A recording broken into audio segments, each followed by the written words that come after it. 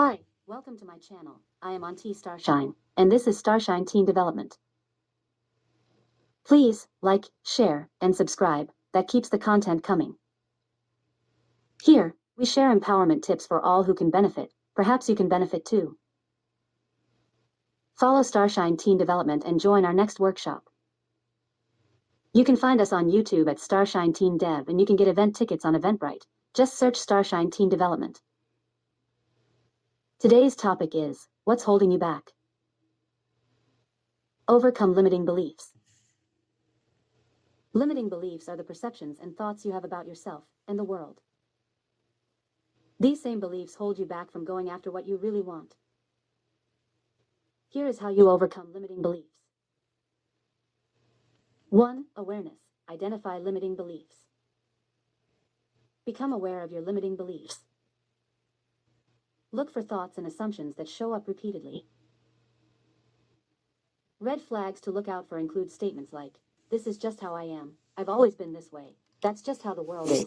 This is what always happens to me," etc. Keep a journal, and when you hear yourself saying one of these red flags, you're probably close to a self-limiting belief. Write it down so you see them outside your head. Keep a list going so you can notice patterns or how often they're showing up for you. 2. Monitor your self-talk.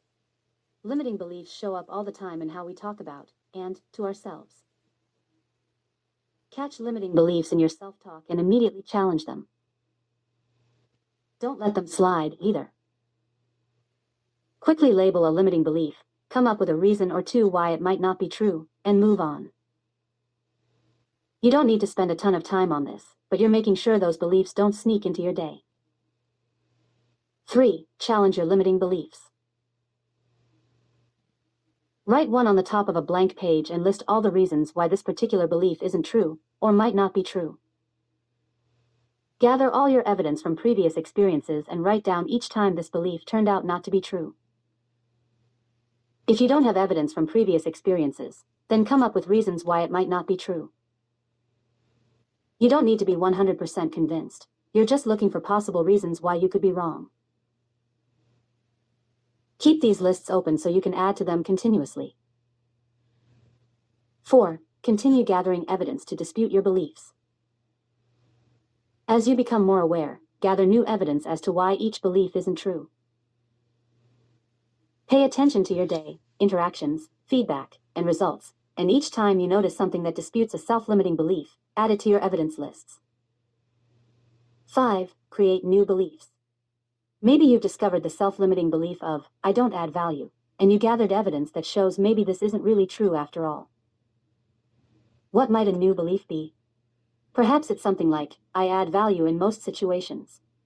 It doesn't need to be an over-the-top thing that's true all the time.